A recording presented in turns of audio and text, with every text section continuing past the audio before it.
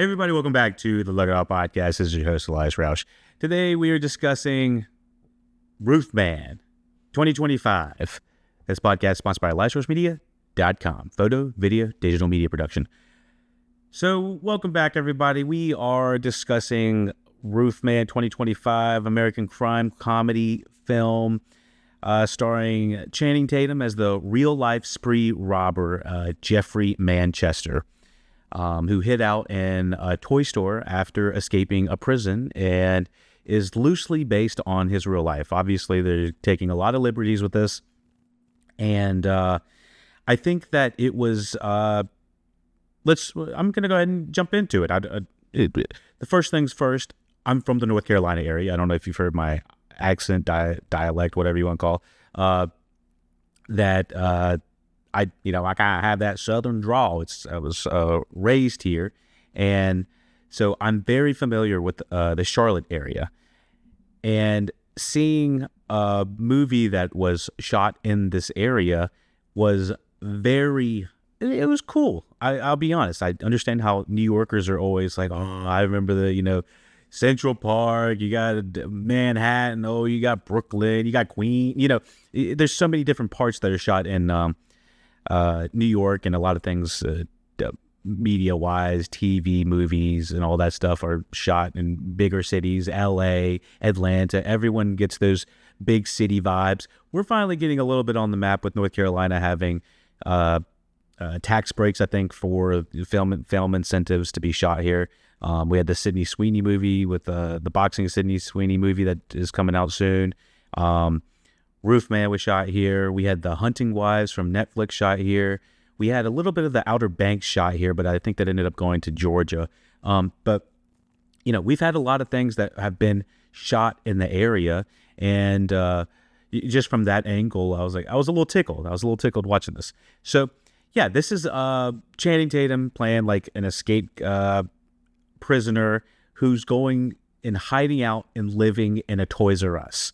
Now, since this is loosely based off of a true story, there's a lot of, sprinkles of like old 90s and early 2000s brands that are relevant. You see the old McDonald's, you see the Blockbusters, some of the old Burger Kings and stuff like that.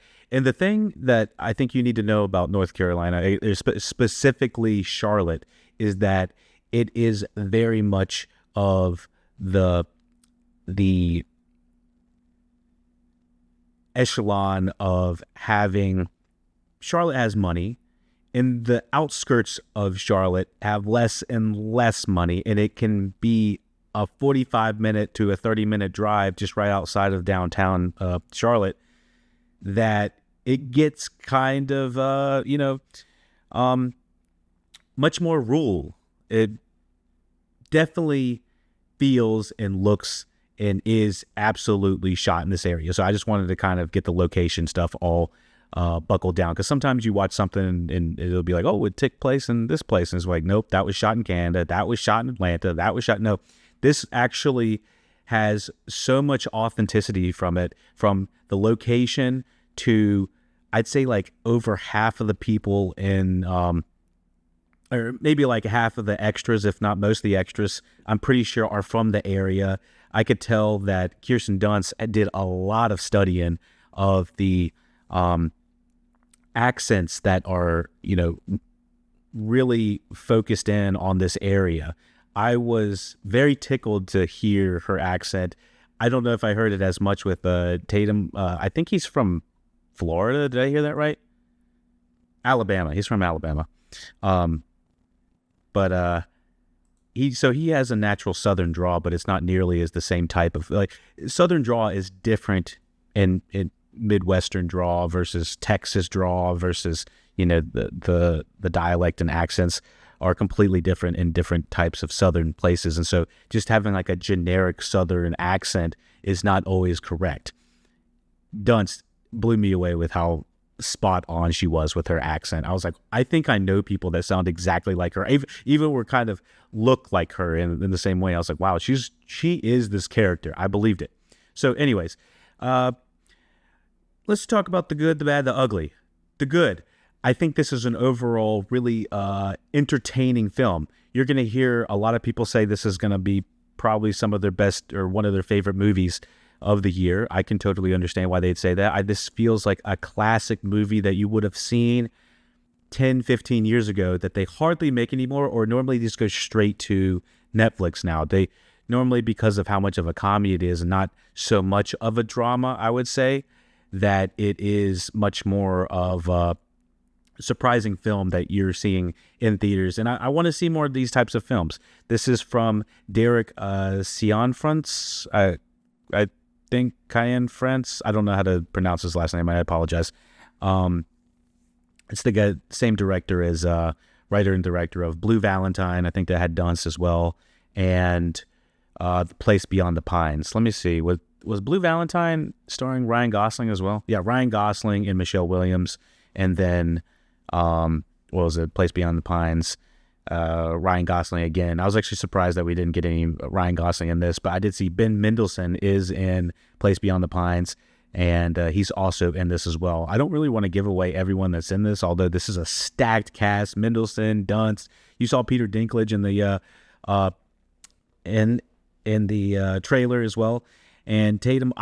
They're really selling. I would have said most of the posters and most of the physical advertising just off of Channing Tatum, and I think he is a draw and he's an entertaining watch, but they really undersell how big of a movie this was from the cast standpoint. I was blown away every time they showed a new cast member. I was like, Peter Dinklage? Because I didn't watch the trailer before this. I was like, holy shit, he's in this? Like the guy from Spider-Man, I forgot his... I'll come back to it whenever I can think of it.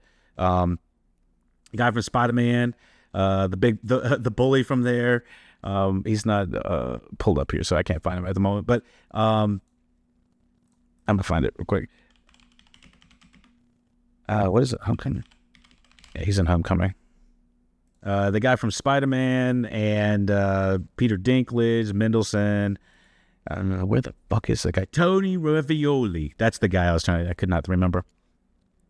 He's in it. There's like almost cameos that happen as fast as they're on screen, because some of these people don't have much time on screen, but everyone makes an impact.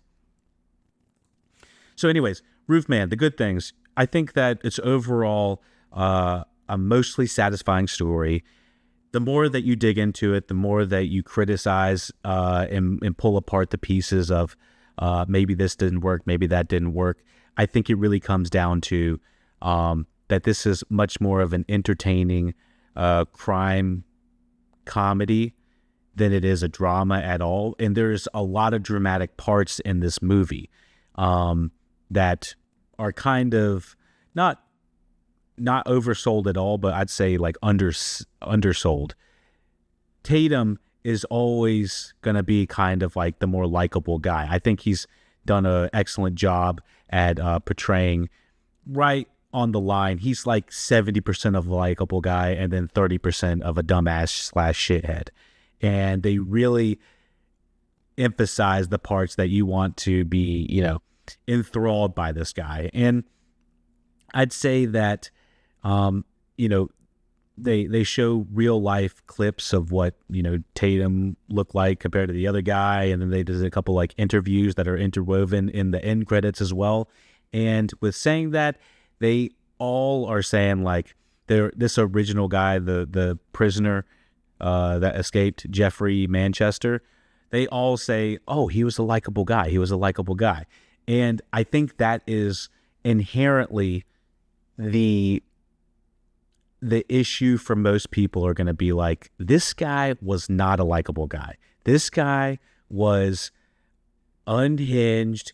He had no morals. He didn't care who he was hurting. And just because he needed a buck did not mean he needed to do all this. And so I'm not going to tell people how to feel when it comes down to, all right, maybe if you're looking at it from the perspective of that maybe he wasn't a great guy. Maybe he was charismatic, but he also had a lot of problems too. This movie is not here to dissect the psychology of this guy. And I think that's probably where the issue is for most people. it's shot really well, but when it comes down to breaking down the character of Jeffrey Manchester and kind of going through his head, why are you doing this, sir? Why do you feel like you need to do this? Why can't you get with all of this knowledge of you wanting to, make more money for your family, provide for your family, provide for your daughters, provide for your sons, provide for your wife. It was easier for him to rationalize to steal and rob. I think it was McDonald's, Blockbusters, and Burger King's, but they mostly emphasize the McDonald's of it all, because you get a lot of time and inside the McDonald's, and it's actually a McDonald's that I'm familiar with as well. And so I don't know if they shot in the actual one that he did rob, but it was pretty close to it, if not. So anyways, the issue for most people here, and what I was listening to in a couple of other podcasts, is that how much are you along for the ride of just wanting an entertaining film versus critiquing the real life guy? I think if you're just watching this as a standalone film, if you had told somebody that this is just a film and they didn't have any idea, or if you just went into it not knowing it was a real life story, I think you're going to have less critiques about it. When you go in and say this was based off of a true story with a real guy, it's like, okay, now we're getting into the sticky situation. Now we're getting into the weeds of, all right, the logistics, the morals.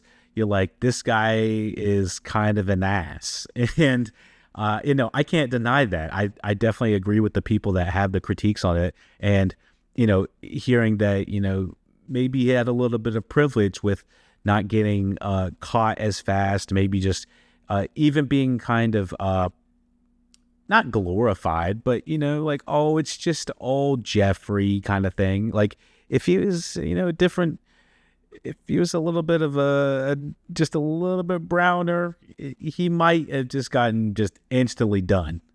And so he is put in prison the original time for quite a long time. I think he got 20 plus years because he put some McDonald's employees in a freezer.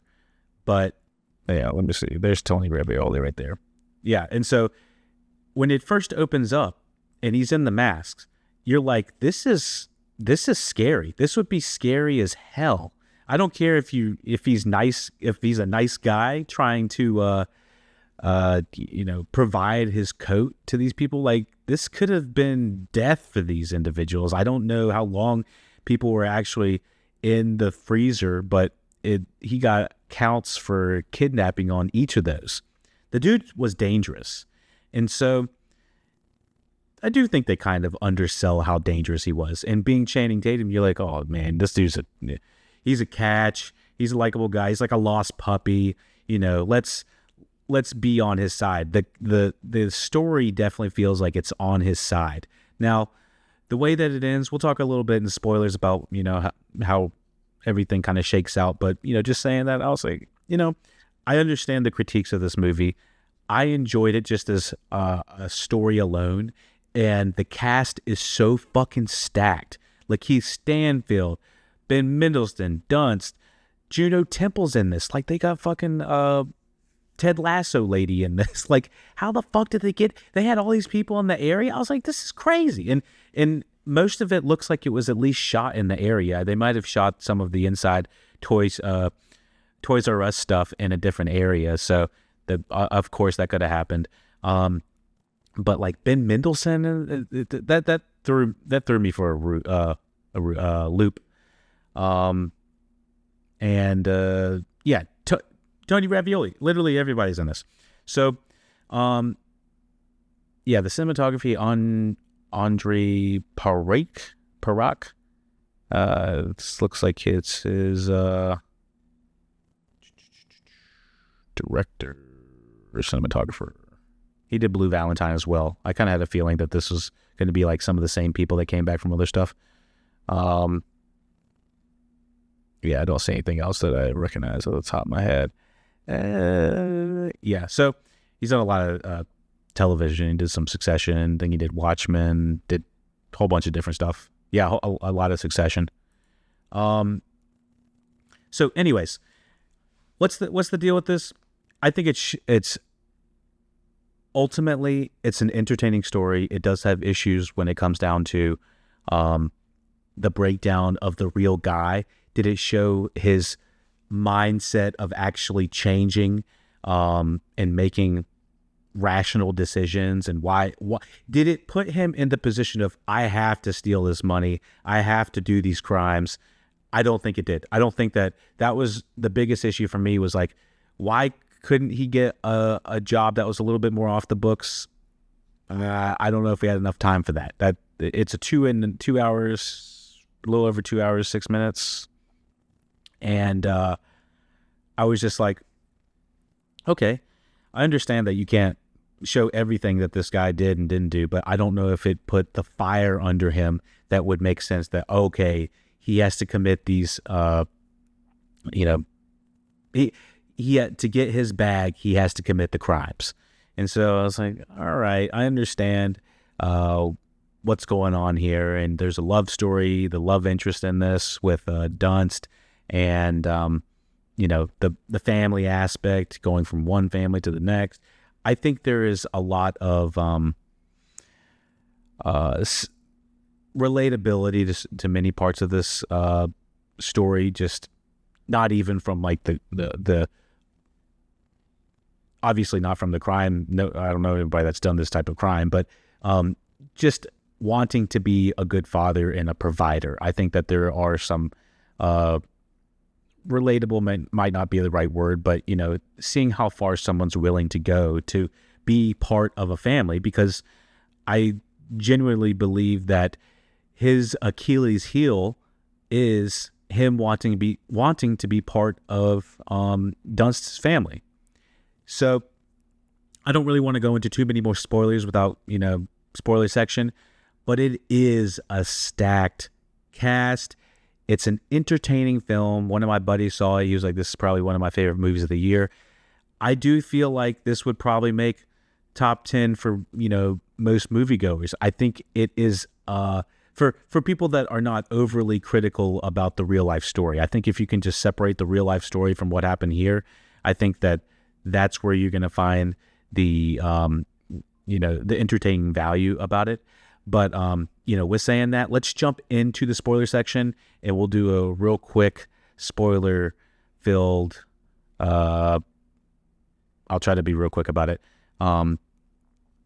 take on Roofman. So 7 out of 10 is a good recommend. I think if it probably is going to make my top 10 as of right now. It might be knocked out, but it's on the lower tier of the top 10. It's a 7 out of 10.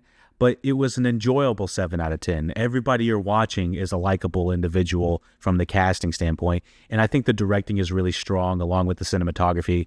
I was entertained visually and stimulated. And I think that the way that the story unfolds is quite gripping, to be honest. There's a part in the middle, probably towards the third to the fourth act, that I was like, it's slowing down for me, and I kind of wanted to pick up, but it's also one of those things like, oh man, I don't want to see the end of this, because it's might not end well. Like, if it doesn't end well, you're like, oh no, oh man, it's been such a ride. You're along the ride with him. You don't want him to get caught at a certain point, and so there's so much of the cat and mouse of it that you're like, you feel like you're kind of stuck in the situation with him. And I think that the movie does an excellent job from portraying that. I think it's going to be pretty big hit whenever it hits Netflix or whenever it hits the streaming services. It's doing all right in theaters, but it's only got $24.2 million on the $17 to $19 million budget. But yeah, it's going to take a while to get its money back, but I think they'll get it on, I was going to say DVD, no, VOD. So yeah, it's definitely worth checking out. I think even if you're going to have issues with the story elements of it, of how it's related to the real life guy, I still think it's worth watching. You may not like this guy nearly as much as a lot of people do, because you might get entranced by his charismatic, atmospheric personality. But I think that's the point. You don't cast Channing Tatum if you don't want somebody to be somewhat likable in a way. So, yeah, 7 out of 10. Entertaining film. Lightly would probably make the top 10 of my movies on the lower tier. But I don't know if it's going to stay in the top 10 through the end of the year, but it's still definitely worth watching. Great performances, great directing. I think Tatum is at his probably best here, besides like a Magic Mike performance, which he was just born to do. Outside of Magic Mike, I think this is one of his best performances. Yeah, so let me get into the spoiler section here. And we're going to kind of go through this a little bit faster than that. So, yeah, 7 out of 10. LuckyDog Podcast, you know what to do. Like, follow, subscribe. Let me know what you thought about the Roofman review. And let me know how I can improve. Thumbs up. You know what to do to support the podcast. We got Patreon and the link below. We got all that good stuff. Twitch, YouTube. You name it, we're there. Okay, so let's get into the Roofman plot. Spoiler, coming up. In 1998, Jeffrey Manchester is a divorced U.S. Army veteran living in North Carolina, struggling to provide for his 3 young children. Jeffrey is reminded by Steve, his friend and fellow member of 82nd Airborne Division, played by Lakeith Stanfield, and this is a character made up for the story. And you can kind of feel like the more extreme parts of this are made up, but he's reminded of his powerful skills of observation. He's basically like Jason Bourne, where he can like remember all the different, license plate numbers, who's wearing what shoes. He's like just knows random facts because he is kind of an inquisitive genius when it comes down to just knowing things, but not exactly making rational, smart decisions. I think that's kind of a fair way to shake it out. And so Jeffrey uses his knack for noticing and exploiting routines to rob a McDonald's. He's like, all right, every day at 7 o'clock, McDonald's is robbed. I was surprised that McDonald's was like letting all this happen, but I think it's because the comeuppance of the film is like, we're going to tell you how all this works, or how it used to work, but we're also going to show you the consequences of what happens. And I have a feeling that's probably why they got the okay to do the McDonald's, had someone breaking in Toys R Us. I think if Toys R Us was still more of a prevalent company, I know they're trying to make a comeback. I don't know if it's because of this film, but I know they're trying to make a comeback because they've been out of business since like 2019, 2020-ish, that I think they might not have allowed this movie to happen, but they found a Toys R Us or they built a Toys R Us, whatever happened. Yeah, so let's get to it. So he's observing, he has these powerful skills of observation. Jeffrey uses his knack for noticing and exploiting routines to rob a McDonald's, breaking in through the roof at night. Roofman. Surprising the morning shift, Jeffrey orders the employees to walk in the freezer. I mean, instantly I was like, oh shit, this is really dark and cold. I mean, I don't care how nice of a guy he was, I would not want to go in the fucking freezer. And he's doing it at gunpoint, mind you. Is anyone listening on audio? This dude has fucking guns. He's using people at gunpoint to get what he wants. So instantly not a great guy. So yeah, he orders them to walk into the freezer, but treats them kindly, even giving the manager his own coat before escaping with the contents of the safe. And I believe he's also like calling the police when he's leaving so that they'll show up and help these people. So over the next 2 years, Jeffrey carries out over 40 robberies with the same strategy, capturing the attention of the authorities and the media as mysterious Roofman.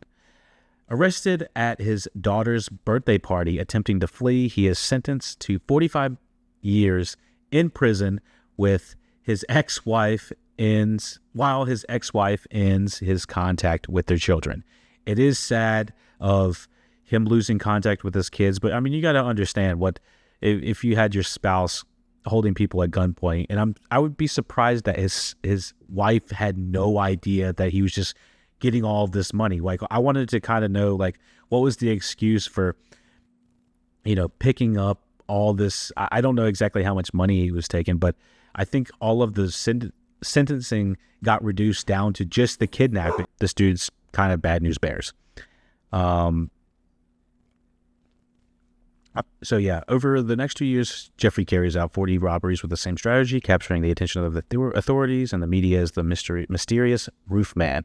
I do want to point out that they used real life newscasters in this, that newscasters I see every day. So I was like, holy shit, it's that guy. It's from Channel 6, Channel 3, Channel 9, all that shit. I was like, this is a little surreal being able to see everybody that you literally see on TV all the time. So, all right, so arrested at his daughter's birthday party, attempting to flee, he is sentenced to 45 years in prison, and his ex-wife ends contact with his children, probably rightfully so. Anybody probably would when they heard all the terrible stuff he did. Let me see. And okay, so in 2004, he works in a prison shop, using his attention to routines to escape by hiding underneath a delivery truck. It was a cool and kind of crazy escape that happens during this part. And I think they use a real life truck driver or something like that from Charlotte area, because he gets interviewed later. I was like, oh, this might be a real guy. It was cool that, people that were probably from the area got to actually play kind of a loose version of themselves too. And I think maybe some of the police were as well too. I don't know. I can't remember. So hitchhiking to Charlotte in makeshift street clothes, he is unable to reach his children with a manhunt underway. He calls Steve, who Lakeith Stanfield's character, who warns him to lie low, and is forced to hide in the bathroom ceiling at Toys R Us. So, venturing in the employee area once the store closes for the night, Jeffrey finds the security system manually stops the camera camera system from recording, so the security system's down, so he can start, maneuvering his way and using Toys R Us as like a makeshift hideout spot. He furnishes his hideout spot behind a hollow wall behind a bicycle display, concealing himself during the day and roaming the empty store at night, helping himself to clothes from the donation bin and other merchandise. He survives on peanut M&Ms and installs baby monitors to track the store's staff. He is like really inquisitive and I think in certain ways he's really smart, and he's really resourceful is probably the best way to put it, but he also is really dumb at the same time. So this is one of the ways that he's kind of smart by trying to establish himself. And since he has like army routine training, he's probably like had himself put in much more difficult situations that were much more different circumstantially from this. But it was interesting to see, like, you were in his shoes. You were like, what would I do in this situation? What would I do if I had to live in a Toys R Us? What would I do to entertain myself? What would I do to supply clothes for myself? How are you going to clean yourself? The logistical stuff of this was very fascinating to learn what this guy probably did. I mean, it's specific enough that you'd be like, oh wow, I guess he really did do a lot of this stuff. And I don't have a documentary or anything about him, but I feel like we're going to get a Netflix documentary or something on this guy, because he's pretty fascinating to learn about. And you can see why they made a movie. So the M&Ms, baby monitors, all that stuff. When Mitch, the store's manager, played by Peter Dinklage, one of the best characters of the year. I just loved watching him as the store manager. He's kind of a dick, and he's just got like the, I I don't know if the real life store manager was, a smaller individual like Peter Dinklage is, but it does kind of feed into this guy being so boisterous. Like Dinklage has like such a projecting voice, and he's an intense guy. So having him as your manager, no matter what size, is just like, you don't want to mess with this guy. And in a way, he's kind of a dick, but in other ways, you're like, this is a likable guy. I mean, he has his flaws too. So I love Dinklage in this. And what else? So the store's manager is unwilling to accommodate his employee Lee's schedule as a single mother. You definitely get like breadcrumbs every couple 30 minutes about where the motivation of Jeffrey Manfield's coming from, with the exception of, did he have to go this far? So he kind of becomes smitten with Lee because he's using, you got to keep in mind that this is like 2004, 2005 time. I don't know exactly how long he was in there. I think they probably say weeks, if not months. So so he becomes smitten with Lee because he has nothing else to do while he's just bored during the day, trying to hide out there. So Jeffrey accesses Mitch's computer to change Lee's shift himself. Stealing toys to donate to the toy drive, Lee has organized at her lunch. Sorry, what the hell am I talking about? Stealing toys to donate to the toy drive, Lee has organized at her church. Jeffrey claims to be a visiting New Yorker named John Zorn, which is a crazy ass name.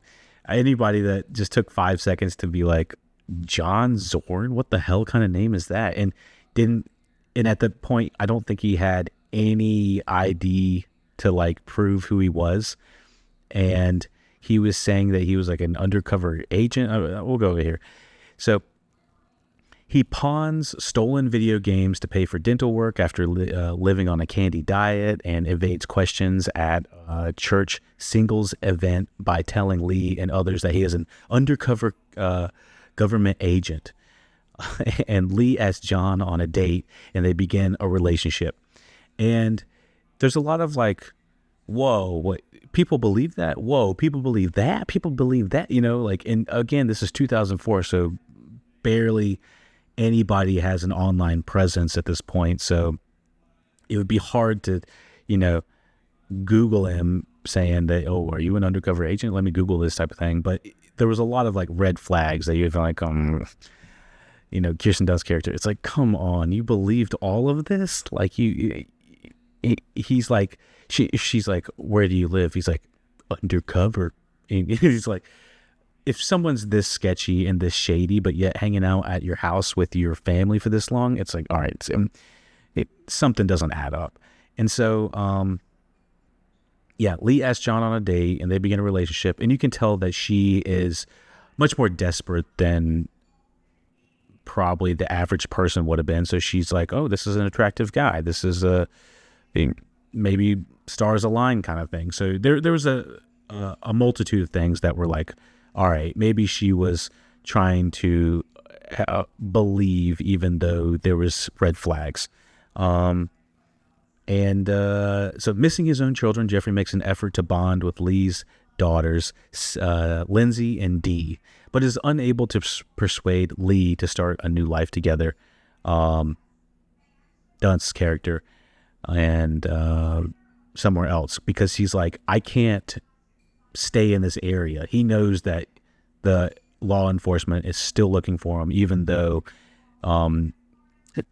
the actual the manhunt is not constantly ongoing, but he is leaving such a paper trail with stealing all these things from the Toys R Us, pawning the video games, trying to make money using the inventory that is in the toy store.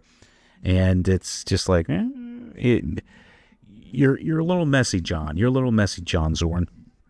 And you can see the dichotomy of how he enjoys being John more than he enjoyed being Jeffrey. even though there's such a dichotomy of like who he is pretending to be versus who he actually is. And so I was kind of along for the ride of like, okay, I understand. There's a lot of leaps of logic that I had to go through this movie to be like, all right, this is believable. This is believable. This is believable. All right. Multiple times I was like, all right, this is where the line's drawn. So while washing himself at the store, and it's in the trailer, which I was surprised they even showed that, while washing himself at the store, a naked Jeffrey is, it's funny his name is Jeffrey because isn't the Jeffrey the giraffe in Toys R Us, his name is Jeffrey. So while washing himself at the store, a naked Jeffrey is interrupted by Mitch and retreats to his hideout, leaving police to believe a homeless man snuck and fled. And the entire time I was like, shit, the jig is up, the jig is up, the jig is up, the jig. I was flipping out. I was like, oh shit, you dumb fucked up, John Jeffrey. And after Lindsay lashes out at her mother, Jeffrey buys a used car to teach her to drive and takes the family on a reckless test drive. I knew exactly where they shot this, where the city is in the background. Perfect place to shoot. I was just tickled because I was like, I know where that is. I was like, I go down that street all the time. It's downtown. And it's right when the car's like whipping and stuff like that. And I was like, dude, that's crazy. I was like, they seriously went there. But they also made it look like, I feel like they cut from like where the rural part of the town is and just cut instantly to being where uptown is. So I was like, wait a second, there's like 30 minutes of road in between all that now. Y'all just take it easy. So yeah, reckless drive. This is where I thought the movie got a little bit hairy. I was like, why are you making all of these? You don't have to be this reckless. You don't have to do all this. You just lay low and just let things happen. And he was being very reckless when it came down to just making the toy store his. I mean, there's a complete montage. There's like 30 minutes of montaging, it feels like, of Channing Tatum just running around the toy store, just acting a fool once he figures out how to get the cameras down. And it's a lot of fun. You're like, what would I do? I would play all the video games I want. I would eat all the candy I want. He's basically a giant kid for 30 minutes in the middle, which most people would be. Get a Kobe poster, get a PlayStation 2 and all the video games you want. And it's just a big smorgasbord. It was like Christmas morning for a kid or something like that, and seeing Channing Tatum do this, running around with his fucking ass out. I mean, his ass is out. I mean, it's just like, you're getting reckless, sir. You're very reckless. And let me see. Steve returns after months overseas and agrees to help Jeffrey escape the country under a new identity for $50,000. Desperate, Jeffrey botches a break-in at the pawn shop to steal a gun. And at this point, I could kind of tell this is where the movie was kind of derailing from the real story. I'm not sure if he actually did break in a pawn shop and which I don't know if he broke into like a nail salon, then a pawn shop, because he did it on accident. He went through the wrong hole. When he did that, I was like, God dang it, you idiot. But anyways, yeah, it felt a little bit like, all right, now we need him to get the money. But again, there was a whole bunch of stuff about the Lakeith Stanfield character and Juno Temple that I was like, these feel like the Hollywood side of the film, because I think that these characters didn't exist in the real story. So adjusting Lee's schedule to keep her away.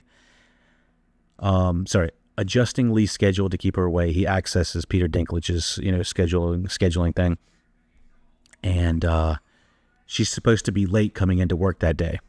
So Jeffrey holds the Toys R Us staff at gunpoint and pistol whips an armored car guard.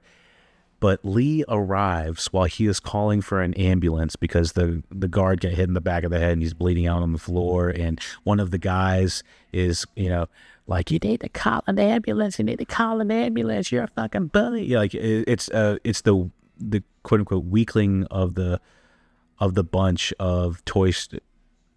It's the weakling of the crew, and he's the one that is actually like trying to save this guard from not having help come through.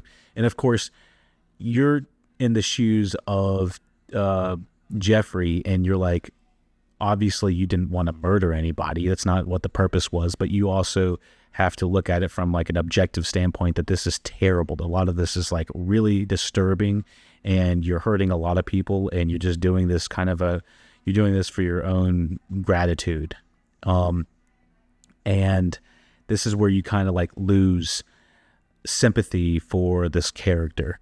And so, but when she shows up, for some reason, I don't know why I wasn't expecting it. I was just so like lost in what was happening. And I guess because there was an element of like true crime to this, that you're like, maybe she did, maybe she didn't show up. And I would have thought that he would have planned out the timing of it better, because I'm not sure. It was a little bit like he had like 10 minutes to do the entire thing, but she like showed up like an hour early to work. I don't know. So let me see.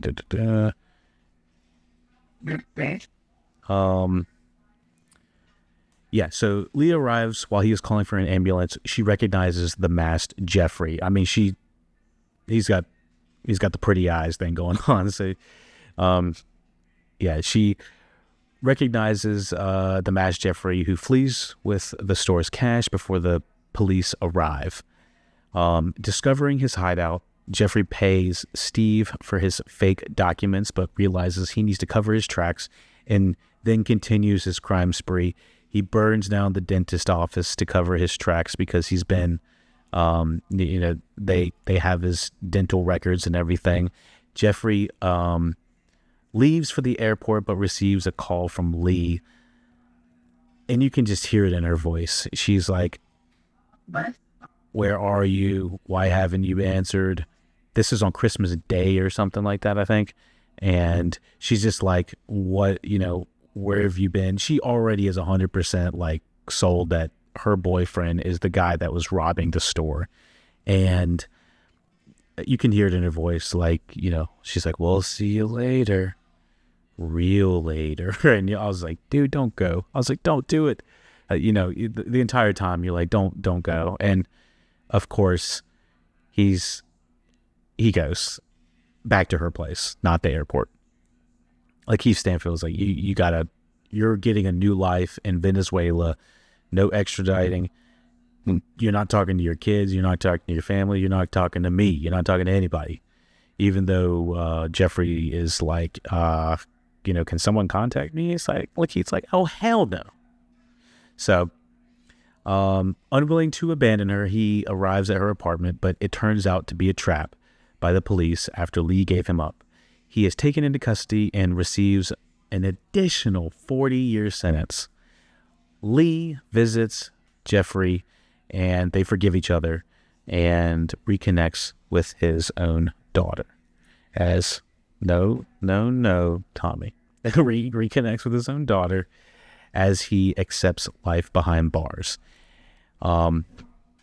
And he is talking. I think there's a voiceover of like, of the movie starts off in a voiceover from Jeffrey saying, this is what I did, this is what I did. And then at the very end, it's like, oh, this is where the voiceover is coming in, and he's continuing it, and he's like, yes.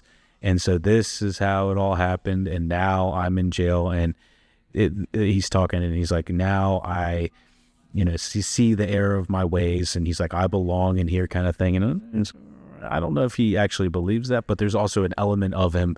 And a lot of people are like, this guy is a crazy compulsive liar. And he's like really likable, but he's also got like a lot of problems at the same time. And you can kind of see the split down the middle of people that were like, we're done with his shenanigans. And then you got the other people that are like Lee, who's the real life Lee, who was interviewed at the end. And she's like, Lee Wainscott, I believe is her name.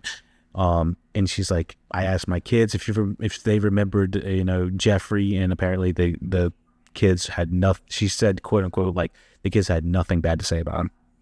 So, yeah, it's interesting to see just how all this ends up, and then in the epilogue reveals that Lee remarried, but visited Jeffrey again for the first time in decades. While Jeffrey made 2 more escape attempts and is eligible. Jeffrey ended up saying, before this, when he's giving the full wrap up of like, he's like, and now I belong in this place. This is where, this is now home. They're like, one of the inmates that are in the circle that he's telling this to, they're like, have you thought about escaping again? And he's like, nah. And he's like smiling the entire time. And it's actually kind of a really good performance from Tatum, just being able to like walk that line of, he's kind of bullshitting the audience as well. His charming and likability, or, believability was like there. You're like, oh, okay. Because I was like, I sort of believe him, or I do believe him. I think that was the point of being like, we were tricked by him as well. And so while he said like, this is the place I belong, I haven't thought about, leaving again. But then it shows like on screen in the black and white words, he's like, Jeffrey made 2 more escapes, or he attempted to 2 more escapes. It's like, and he was bullshitting. Or, if he wasn't bullshitting in that scene, he's like, he changed his mind. He's like, actually, I need to get the fuck out of here. And it says he's eligible for parole in 2036. But yeah, so that is Channing Tatum as Jeffrey Manchester as Roofman. Just kind of going down the cast real quick. Mendelsohn plays Ron Smith, the pastor. I was just really surprised to see him in this, especially because Mendelsohn does not do the accent. He just does his old. He does like country, Australian. He does like a country Australian accent. He does not do the Carolina accent at all. Neither does Dinklage, and I don't remember him doing. Uza Adoba plays Ron's wife, which is Middleton's wife in this. I thought that was a very specific casting. I was like, they didn't show the real life Ellen in the movie, so I wonder how much, I'd be surprised if that wasn't actually true, that Eileen was his wife. Juno Temple's in this as well. What is it? Emery Cohen, I'm not sure who that is. One of the employees at Toys R Us. Lakeith Stanfield, Melanie Diaz, Wally Price. I think she's an actress. I was looking to see if there's anybody else that we might know. Tony Ravioli. And Jimmy Yang's in this as a used car salesman. He kind of flips out at one point. That's pretty funny. And Kennedy Moyer as D. Wayne Scott, Lee's youngest daughter. Pretty good. Did pretty good. So, that's about it. Roofman 2025. Let me know what you thought about it, the review. Let me know what you think about the Roofman movie. If you see it, don't see it, let me know. It's all good. Thumbs up, thumbs down, hit me up. If you got any critiques, let me know in the comments. If you got any cool, fun facts, let us know in the comments as well. But yeah, thank you for listening, watching Look It Out Podcast. And be sure to check out all the other podcasts we got coming down too. We've got Smashing Machine, The Black Phone 2. Just reviewed Weapons not too long ago. We got plenty to choose from. I think they're going to be right boink and boink. Right there. All right, y'all. Take it ease over sleeves. Whoa, Tommy. Oh, you want to you're making a guest appearance? Are you Roof Pup? There's Tommy. Whoa. Tommy says, bye, everybody. Say goodbye. Roof pup.